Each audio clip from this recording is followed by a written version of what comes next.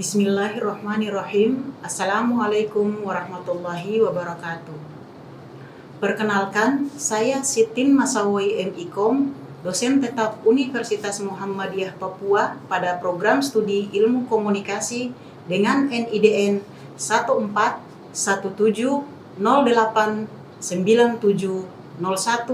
dan NUPTK 0514976566623163. Dalam kesempatan ini, saya akan menyampaikan pernyataan diri dosen untuk unjuk kerja Tridharma Perguruan Tinggi atau disingkat PDD UKTPT bidang pengajaran sebagai bagian dari proses sertifikasi dosen tahun 2025. Pada sistem pembelajaran, saya mengacu pada DAI atau Delivery, Interaction, and Assessment yang dilakukan secara back learning. Metode DAI yang saya terapkan bertujuan untuk menciptakan pengalaman. Saya akan menjelaskan salah satu mata kuliah yang saya ampu pada program studi Ilmu Komunikasi di Universitas Muhammadiyah Papua, yaitu Manajemen Media Massa.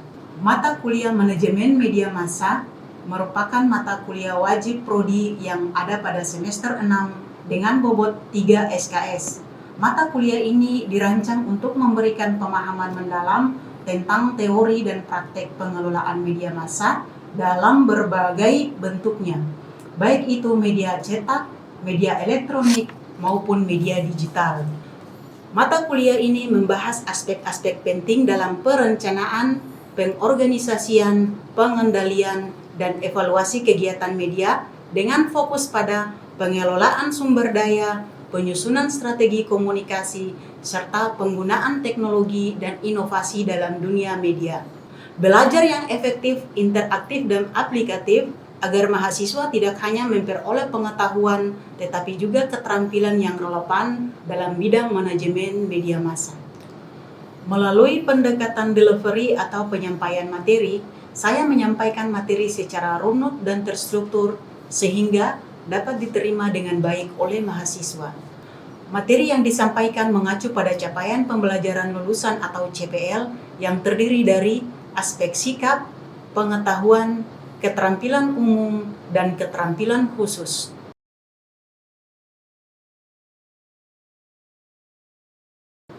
Kemudian diturunkan dalam 4 CPMK dan 6 sub CPMK.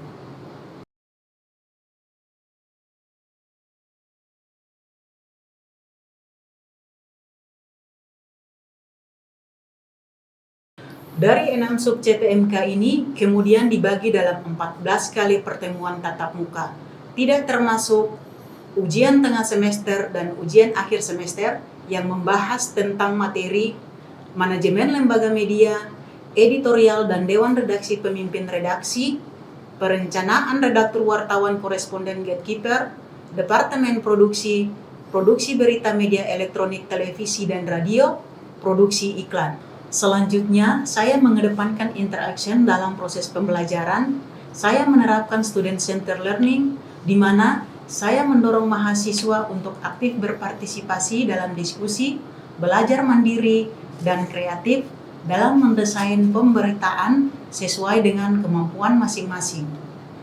Interaksi ini sangat penting untuk memperkuat pemahaman masing-masing mahasiswa yang memberikan kesempatan kepada mahasiswa untuk bertanya jika ada hal yang belum difahami. Pada penerapan sistem student center learning, saya menggunakan pendekatan model pembelajaran yaitu contextual learning, self-direct learning, small group discussing, collaborative learning, dan case study. Kemudian untuk menilai kemampuan mahasiswa secara objektif, saya menerapkan asesmen melalui beberapa indikator penilaian. Indikator pertama yaitu kehadiran dan partisipasi sebesar 10%. Indikator kedua yaitu tugas individu dan kelompok serta proyek akhir sebesar 30%. Indikator ketiga yaitu ujian tengah semester sebesar 30%. Indikator keempat yaitu ujian akhir semester sebesar 30%, sehingga totalnya adalah 100%. Demikian pemaparan saya tentang PDD UKTPT bidang pengajaran. Berikutnya, mari kita simak cuplikan pengajaran di kelas sebagai contoh penerapan metode di AI ini. Wassalamualaikum warahmatullahi wabarakatuh. Bismillahirrahmanirrahim. Alhamdulillahirrahmanirrahim. Allahumma shalli ala Muhammad wa ala Muhammad. Assalamualaikum warahmatullahi wabarakatuh. Waalaikumsalam warahmatullahi wabarakatuh. Dan selamat pagi menjelang siang. Apa kabar kaliannya pada hari ini? Baik. Oke. Nah, pada kesempatan ini kita akan membahas terkait dengan manajemen media massa atau media massa. Ketika kalian mendengar media massa, apa yang tersirat atau apa yang kalian ketahui tentang media massa? Bisa angkat tangan? Atau media? Apa itu media? Ada yang bisa? Bisa angkat tangan? Sebutkan saja, di kampus ini tempatnya salah, tempatnya kita belajar. Jadi kalau mau menjawab silahkan. Sekali lagi, di kampus ini tempatnya salah. Jadi jangan takut salah. Bismillah kita belajar. Media yang kalian ketahui apa? Silakan. Kalau yang saya ketahui itu ada media yaitu kalau media nasional itu seperti televisi, radio, dan kalau media elektronik yaitu seperti dunia maya seperti Facebook, kemudian ada lain-lain juga seperti blog. Oke, ada yang lain yang mau melengkapi atau menyempurnakan?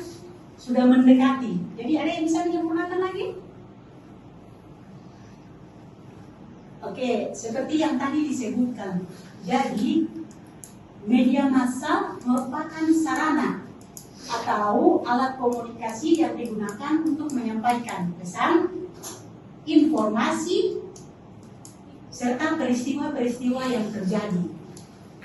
Dan baik itu informasi berupa informasi hiburan yang dipublikasikan secara luas. Jadi istilah massa itu merujuk pada masyarakat luas atau orang banyak.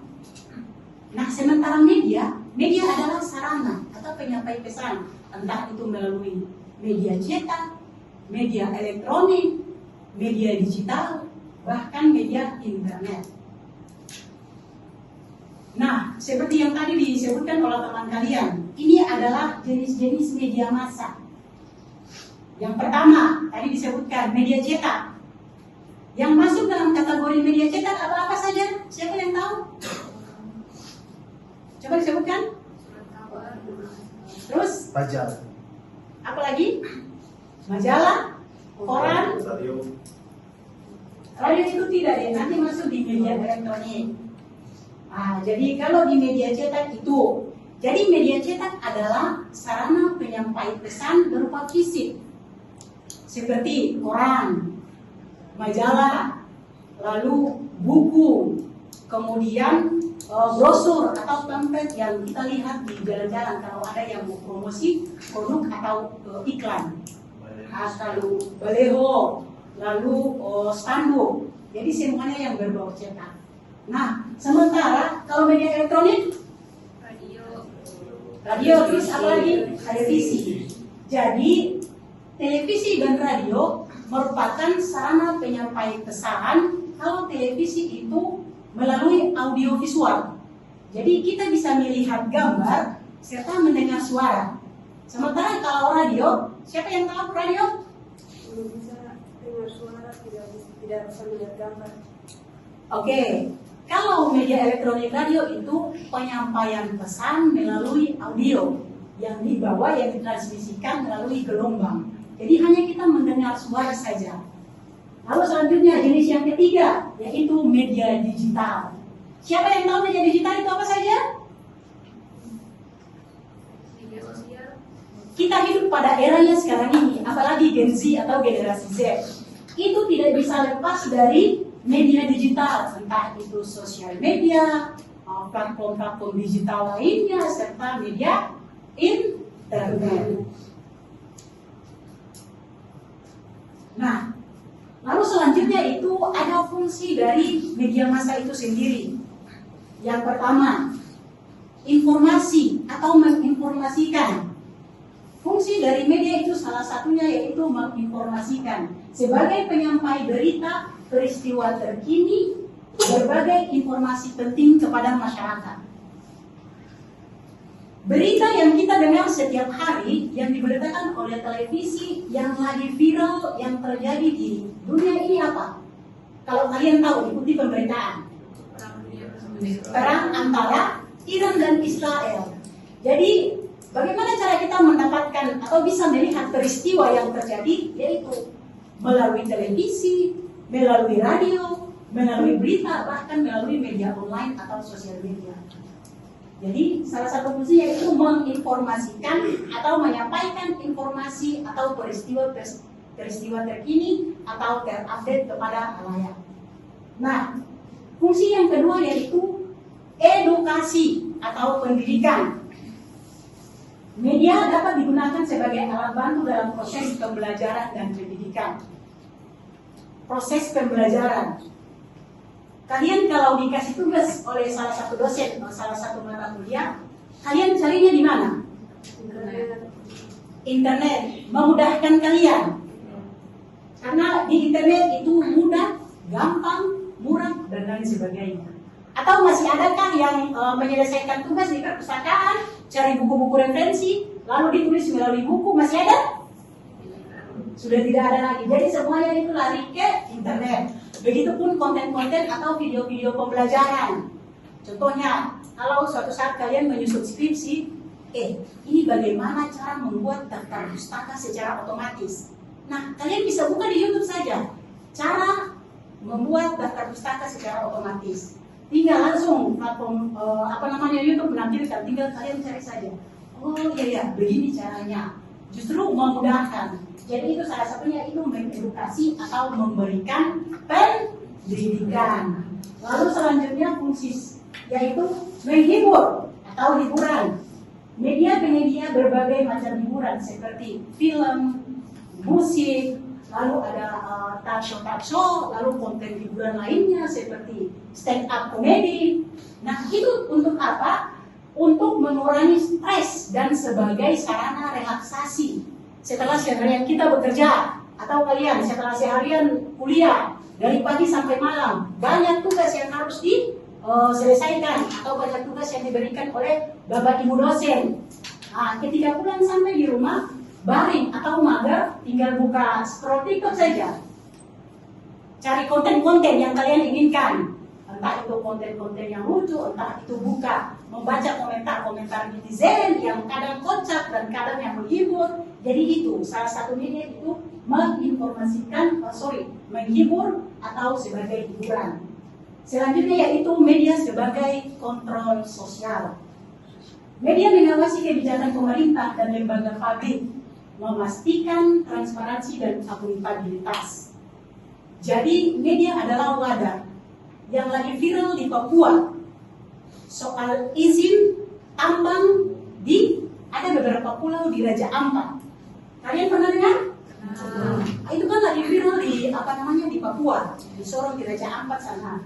Jadi ketika media atau memberitakan terkait dengan izin tersebut, otomatis itu menjadi sorotan masyarakat luas, apalagi masyarakat Indonesia. Setelah menjadi sorotan, makanya kita sebagai netizen berkesempatan untuk memberikan masukan, saran kepada pemerintah supaya izin yang diberikan oleh pemerintah kepada tambang nikel itu bisa dilihat kembali. Dan dengan masukan-masukan dari para netizen atau masyarakat luas, akhirnya izin dari tambang nikel di Raja Ampat itu sementara di stop. Karena itu kan pasti mengurangi merusak ekologi sistem laut, lalu alam Papua yang hijau sebagus itu dengan adanya tambang otomatis merusak kan tidak menurut kalian? Merusak. Apalagi memang ada istilah Papua adalah surga kecil bagian timur. Dengan adanya tambang itu otomatis ya pasti ekologi laut, alam sekitar, penghijauan juga sudah rusak. Jadi untuk sementara izin itu di-stop. Jadi itulah media, dengan adanya begitu kita masyarakat bisa memberikan saran, memberikan masukan kepada pemerintah. Lalu selanjutnya, dampak dari media itu otomatis ada, entah itu dampak positif ataupun dampak negatif. Nah, yang dampak positifnya itu yaitu akses informasi yang cepat dan luas. Seperti kalian bisa lihat, media massa memungkinkan masyarakat mendapat informasi tentang peristiwa terkini dari seluruh dunia dengan cepat dan mudah. Seperti yang tadi Ibu jelaskan di depan itu. Peristiwa perang yang terjadi di Timur Tengah sana, walaupun kita tidak berada di sana, tapi kita bisa menyaksikan secara langsung peristiwa yang terjadi. Bahkan kejadian itu terjadi saat itu, kita bisa saksikan. Kejadian yang update terbaru kita bisa saksikan. Lalu selanjutnya, peningkatan wawasan dan pendidikan. Media massa menyediakan berbagai konten informatif dan edukatif yang dapat memperluas pengetahuan serta memberikan literasi kepada masyarakat. Memberikan wawasan dan pendidikan. Siapa yang tahu program COC, Class of Champions, yang diadakan Ruang Guru? Kalian tahu atau tidak? Aduh, Gensi baru masa banyak yang tidak tahu. Nah, jadi COC itu atau Class of Champions itu adalah program dari Ruang Guru. Itu disiarkan di salah satu platform digital, di mana di situ itu menampilkan mahasiswa-mahasiswa terbaik di beberapa kampus di Indonesia. Jadi mereka berkompetisi untuk mencari juara satu dari terbaik yang terbaik. Jadi mereka berkompetensi itu terkait dengan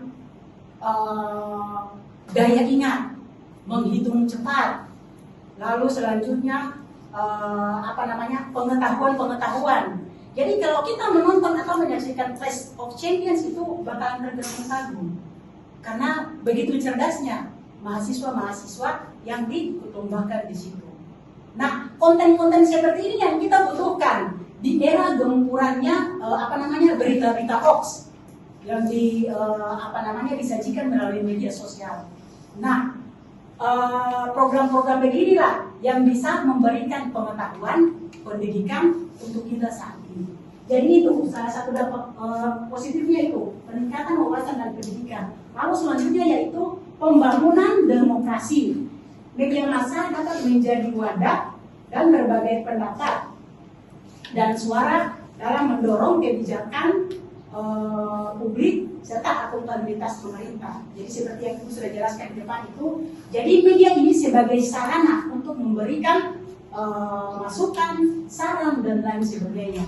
Kalau di media sosial atau platform digital itu biasanya kalau satu konten ditampilkan di bawahnya itu kan ada kolom-kolom komentar ya. Nah, itu kita bisa berpartisipasi dalam memberikan masukan dan saran. Jadi itu dampaknya positif. Nah, selanjutnya apa saja dampak negatif dari media massa itu? Penyebaran informasi hoax ini tidak bisa kita hindari. Informasi yang tidak akurat atau disinformasi dapat dengan mudah menyebar luas melalui media massa yang dapat mempengaruhi opini publik. Yang sempat viral, karena ini kan kita bahas terkait dengan media, jadi Ibu selalu mengambil contoh kasus yang terjadi di media. Yang sementara kasusnya itu belum selesai. Kasus ijazah palsunya Bapak Presiden Joko Widodo. Jadi itu dari sudah beberapa bulan lalu, isu itu selalu di-up. Padahal sudah diverifikasi dari Kabar Reskrim, dari Polda, dari tim penyidik bahwa memang ijazah itu adalah ijazah asli. Tapi itu karena pemberitaan itu secara kontinu atau secara terus-menerus diberitakan, makanya mindset atau opini kita terbentuk kan tidak? Nah, Pak Jokowi mungkin beliau tidak kuliah apa. Nah, makanya ijazahnya itu palsu. Karena media elektronik, media cetak, bahkan media sosial itu hampir tiap saat memberitakan itu. bahkan konten-konten kreator, entah itu yang berseliweran di TikTok, di YouTube dan lain sebagainya, banyak yang membuat konten terkait itu. Otomatis kita sebagai masyarakat, ternyata Pak Jokowi itu ijazahnya palsu. Berarti dulu beliau sudah kuliah di UGM. Ijazahnya itu dicetak di salah satu toko kecil yang dinamakan itu di Jalan Pramuka. Ijazahnya dicetak di situ. Padahal sebenarnya tidak. Itu sudah diverifikasi oleh lembaga-lembaga resmi yang ada di Indonesia. Pasti kalian terpengaruh juga kan dengan adanya berita itu. Jadi itu penyebaran informasi hoax itu kita tidak bisa pungkiri. Itu kenyataan yang ada. Lalu selanjutnya kecanduan dan ketergantungan, penggunaan media sosial yang berlebihan, terutama media sosial dapat menyebabkan kecanduan atau ketergantungan. Satu hari itu ada 24 jam. Kalau dari pagi sampai malam itu scroll TikTok, tidak keluar bersosialisasi di luar. Buka TikTok, bosan, balik ke YouTube, scroll lagi YouTube. Lalu ada notifikasi WA masuk, buka lagi, ada pesan apa ini, buka lagi cek. Dan itu pun berulang sampai 24 jam. Berpengaruh kan tidak bagi kesehatan fisik? Otomatis mata bisa terpapar radiasi, kesehatan mata. Lalu kesehatan mental juga. Lalu kesehatan mental itu yang diberitakan di media-media itu kadang game online. Ketika mereka sudah bermain game online, lupa makan, lupa semua. Lalu orang tua, anak, kau makan dulu. Sebentar mama. Setelah disentuh, lalu kan pasti dia merontak. Ini lagi seru ini, hampir selesai. Itu kan berpengaruh juga. Lalu selanjutnya yaitu menurunnya interaksi sosial. Otomatis, khusus media sosial dapat mengurangi interaksi sosial tatap muka yang menyebabkan isolasi sosial.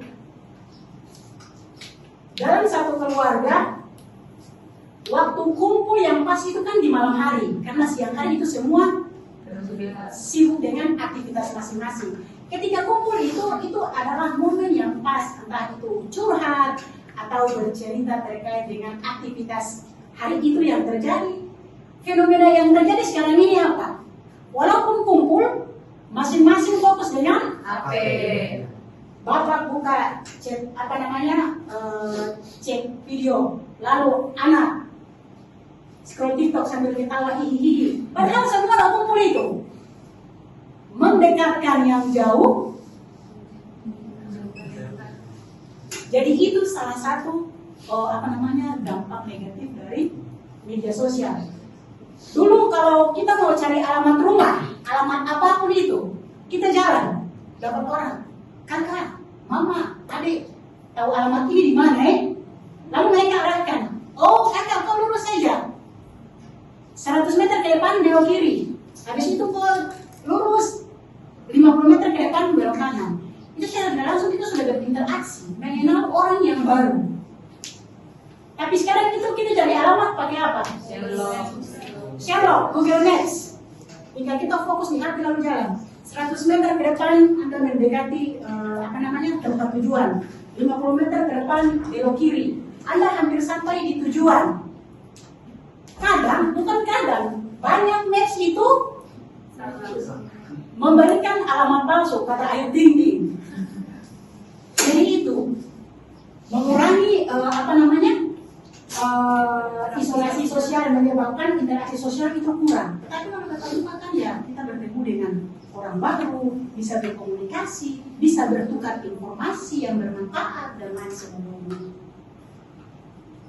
Lalu selanjutnya yaitu evolusi media dari cetak ke digital. Jadi media massa telah mengalami transformasi yang radikal dari dominasi surat kabar dan radio menuju layanan digital yang dinamis. Dulu itu kalau kita mau mengakses informasi itu tuh melalui media cetak, media elektronik, televisi dan radio. Jadi cuman kalau media cetak itu seperti orang itu tuh prosesnya lama. Ada tahapan-tahapan yang harus dilalui. Mencari, mengolah, mengedit. Setelah itu baru dipublikasikan. Jadi itu ada tahapan-tahapannya. Kalau untuk media cetak, Tetapi bagusnya media cetak itu informasi atau berita yang disampaikan itu kredibel karena terverifikasi melalui tahapan-tahapannya itu. Makanya kevalidan dari sebuah berita itu sangat tinggi. Beda dengan media online atau media sosial. Karena kalau media online sekarang itu mereka mengejar rating. Ketika ada informasi yang terjadi, seorang wartawan dia di situ, dia dengan laptop terhubung dengan jaringan internet, tinggal dia buat berita saja. Peristiwa banjir yang terjadi di AB contohnya, dia ketik, lalu dia upload ke platformnya. Itu langsung saat itu bisa disaksikan. Tetapi berita yang dipublikasikan itu rentan terhadap hoax atau berita hoax. Karena itu tidak terverifikasi oleh tim editing. Nah, kalau cetak atau televisi itu kan ada tahapan-tahapannya. Nah, dari sekian penjelasan Ibu dari awal sampai terakhir, ada yang mau bertanya? Nurul, silakan deh. Di sini saya ingin bertanya tentang mengapa media massa disebut sebagai agen perubahan sosial. Mengapa? Mengapa media massa disebut sebagai agen perubahan sosial? Agen perubahan sosial. Oke, pertanyaan yang sungguh sangat menarik. Kenapa media massa Disebut sebagai agen perubahan sosial. disebut sebagai agen perubahan sosial? Karena kayak tadi Ibu jelaskan di awal itu terkait dengan izin perusahaan tambang di Raja Ampat. Kalau media tidak memfollow up terkait dengan pemberitaan itu, masyarakat tahukah tidak bahwa ada tambang sedang dibongkar di Raja Ampat? Ada yang tahukah tidak? Tidak. Setelah viral diberitakan oleh media, netizen Indonesia mulai menggunakan intelijennya untuk cari tahu, apakah betulkah ada buka tambang baru di Raja Ampat? Ketika ada, pemerintah diserang. Kenapa harus ada izin yang diterbitkan oleh pemerintah untuk pembangunan tambang tersebut? Kenapa? Nah, sudah dengan adanya izin itu, netizen serang terus. Akhirnya kebijakan itu atau izin itu dilihat kembali. Jadi masyarakat luas juga bisa bisa mempengaruhi keputusan yang sudah dibuat demi otomatis kepentingan bersama atau kepentingan rakyat Indonesia. Makanya kenapa disebutkan media sebagai agen perubahan sosial. Salah satu contohnya itu dari peraturan atau izin yang sudah dibuat atau yang sudah disahkan dengan saran dan masukan-masukan dari netizen atau masyarakat luas, keputusan itu bisa dirubah demi kebaikan Indonesia yang sesungguhnya. Itu Nurul? Ya, Oke, masih ada lagi? Mungkin Ibu rasa cukup pertemuan kita pada kesempatan pagi hari menjelang siang. Sekali lagi Ibu berterima kasih atas kehadiran kalian yang menyimak materi yang Ibu sampaikan dari awal sampai akhirnya. Lebih kurang mohon dimaafkan. Billahi taufiq wal hidayah. Wassalamualaikum warahmatullahi wabarakatuh. Waalaikumsalam warahmatullahi wabarakatuh.